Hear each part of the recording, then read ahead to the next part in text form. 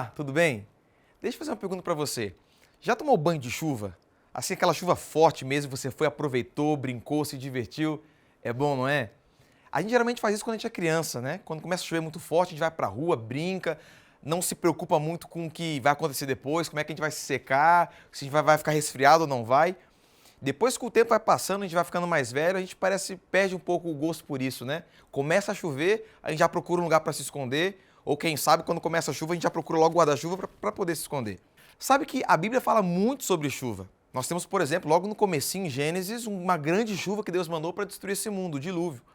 A Bíblia também fala sobre, por exemplo, o momento onde Elias orou e durante 3 anos e meio não caiu uma chuva, uma gota de chuva sobre a terra. Agora, olha que interessante, a chuva é muito importante não apenas para a gente, mas também na época em Israel.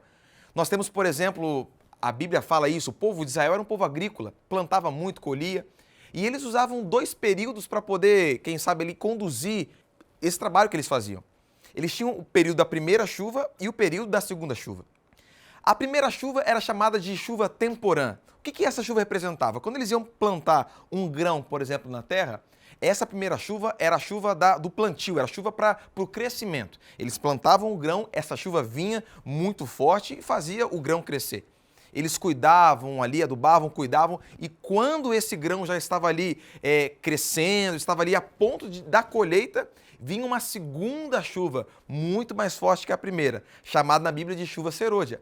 Quando essa chuva vinha, era sinal que o grão estava maduro e estava tudo pronto para a colheita. O que isso tem a ver com Atos, Pentecoste hoje? Sabe que o Espírito Santo na Bíblia, ele recebe nós temos várias referências ao Espírito Santo. Por exemplo, o Espírito Santo não é uma pomba, mas ele se manifestou em forma de pomba. O Espírito Santo não é um vento, mas ele se manifestou em certo momento como um vento. A Bíblia também compara o Espírito Santo com uma chuva, o derramamento do Espírito Santo como uma chuva. Assim como havia a chuva temporã, que era a primeira, aquela que dava o crescimento, e havia a segunda chuva, que era aquela chuva da colheita, a chuva serôdia, assim também o Espírito Santo, o derramamento do Espírito Santo na Bíblia é comparado a uma chuva. A Bíblia diz, por exemplo, em Atos capítulo 2, você conhece a história, os discípulos, Jesus tinha acabado de subir para o céu, eles estavam ali, passaram 10 dias orando, clamando, e Jesus havia feito uma promessa, lembra? Eu enviarei outro Consolador.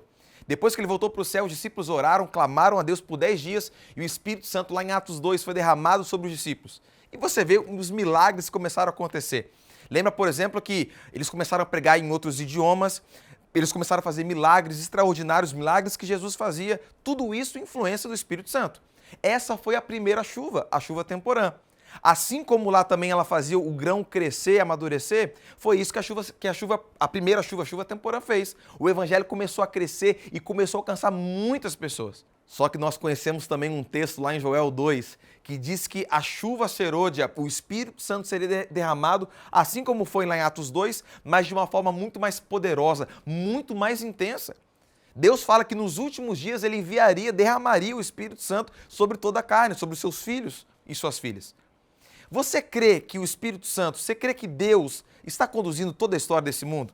Você crê que nós vivemos nos últimos dias dessa terra? Eu creio nisso. Eu entendo, querido jovem, que nós não estamos aqui no Atos à toa. Nós estamos aqui porque nós cremos que pode acontecer sim um Pentecostes hoje. Assim como o Espírito Santo foi derramado lá na igreja primitiva, em Atos 2, e milagres extraordinários aconteceram, o evangelho cresceu, nós cremos também que falta pouco para Jesus voltar. E antes da vinda dele, o Espírito Santo vai ser derramado, assim como foi em Atos 2 também. Só que essa chuva serôdia vai ser muito mais poderosa, muito mais intensa. Nós entendemos também, Ellen White é muito clara quanto a isso, ela fala que algumas gotas já começaram a cair. Nós vemos tantos milagres acontecendo, o evangelho alcançando vários corações, mas tem muita coisa para acontecer ainda.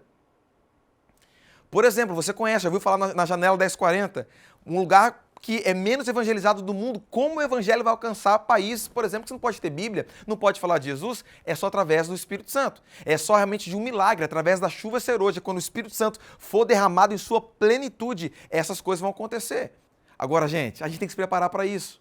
Não adianta ficar apenas esperando, vou ficar aqui esperando, andando minha vida normal, tranquilo, aí quando o Espírito Santo vier, né, pronto, aí minha vida muda. Não, a gente se prepara para isso.